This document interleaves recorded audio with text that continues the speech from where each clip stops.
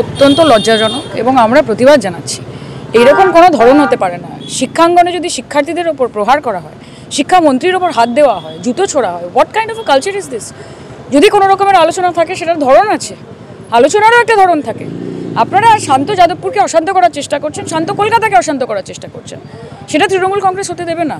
গণতন্ত্র গোটা পশ্চিমবঙ্গে যেমন রয়েছে, যাদবপুর ইউনিভার্সিটির ক্যাম্পাসের ভেতরেও সেটা থাকতে হবে। সভ্যতাম, নোংরামো, বর্বরতা সব সীমা ছাড়িয়ে গিয়েছে এই মাওমাকু, এসএফআই এবং অতিবাম। আজকে সারা বাংলা দেখেছে শিক্ষামন্ত্রীর গাড়িকে ভাঙচুর করা কাদের নেতৃত্বে হয়েছে। শোনা গেছে যে ইট দিয়ে মার, শিক্ষামন্ত্রীর গাড়ির বনেট আক্রান্ত হয়েছে, শিক্ষামন্ত্রীকে হাত ধাক্কা দেওয়া হয়েছে, মারা হয়েছে, শিক্ষামন্ত্রী ইনজিওর্ড। আমাদের ওয়েবকুপার অধ্যাপক প্রদীপ্ত মুখার্জি সেমিনারে বক্তৃতা দিতে এসেছিলেন এবং সবচেয়ে ইন্টারেস্টিং বক্তৃতার বিষয় ছিল কেন্দ্রীয় সরকারের গেরুয়াকরণ, শিক্ষায় যে গৈরিকীকরণ, সেই পলিসির বিরুদ্ধে বক্তৃতা হচ্ছে। বিজেপির বিরুদ্ধে যখন বক্তব্য রাখা হচ্ছে তখন গা জ্বলছে এসএফআইয়ের, সিপিএমের।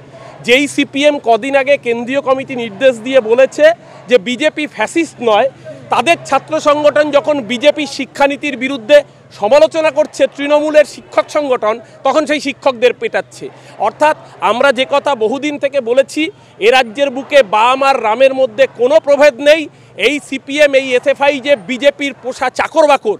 আমরা এতদিন জানতাম ইডি আর সিবিআই বিজেপির চাকর বাকর, এখন দেখছি নতুন চাকরের নাম হয়েছে এসএফআই। এই বর্বরতম আক্রমণের বিরুদ্ধে গোটা তৃণমূল কংগ্রেসের সমস্ত কর্মী সমর্থক আজকে রাস্তায় নেমেছে। উল্টো দিকে দেখলেন তো 40টা মাওমাকু দাঁড়িয়ে রয়েছে। আমাদের এই মিছিল অন্তত 8000 লোক রয়েছে। অরূপ বিশ্বাস রয়েছেন, সায়নী রয়েছে, যাদবপুরের বিধায়ক রয়েছেন, যাদবপুর টালিগঞ্জের শুধু এই কটা ওয়ার্ডের কাউন্সিলর আর সহকর্মীরা রয়েছেন। তাতেই প্রায় 8 থেকে 10,000 লোক।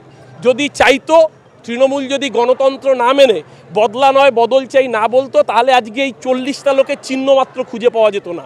কিন্তু আমরা গণতন্ত্র মানি, কিন্তু গান্ধীজি বলে গিয়েছিলেন এক গালে চর খেলে আরেক গাল বাড়িয়ে দিতে, কিন্তু দুগালে চর খেলে কি করতে হবে সেটা গান্ধীজি বলে যাননি। এটা যেন মাওমাকুরা মাথায় রাখে। কিন্তু বারবার একটা প্রশ্ন উঠছে, এটা পূর্ব পরিকল্পিত, কারণ আমরা দেখতে পেয়েছি এসএফআই এর ফেসবুক পেজে আগেই কিন্তু প্রেস বিজ্ঞপ্তি দিয়ে দেওয়া হয়। আর আমরা তো বলছি এসএফআই এর ফেসবুক পেজে বিজ্ঞপ্তি এসছে এবং ব্রাত্য বসু শিক্ষামন্ত্রী বক্তৃতা দিতে আসবেন, একটা সংগঠন সেমিনার করবে। এরা গণতন্ত্র, এদের পতাকা এসএফআই লিখে রাখে স্বাধীনতা, গণতন্ত্র, সমাজতন্ত্রের কথা।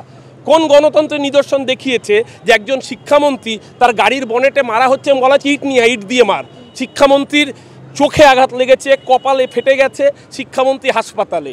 অধ্যাপক প্রদীপ্ত মুখার্জি তিনি যখন বক্তব্য রাখছেন বিজেপির গৈরিকীকরণের শিক্ষানীতির বিরুদ্ধে, তখন এসএফআইয়ের গাত্র দেওয়া হচ্ছে। এই বিজেপির চাকর বাকর ছিল ইডি আর সিবিআই, এখন নতুন চাকর হয়েছে এসএফআই। ইডি সিবিআই এর পরে বিজেপির নতুন চাকরের নাম এসএফআই।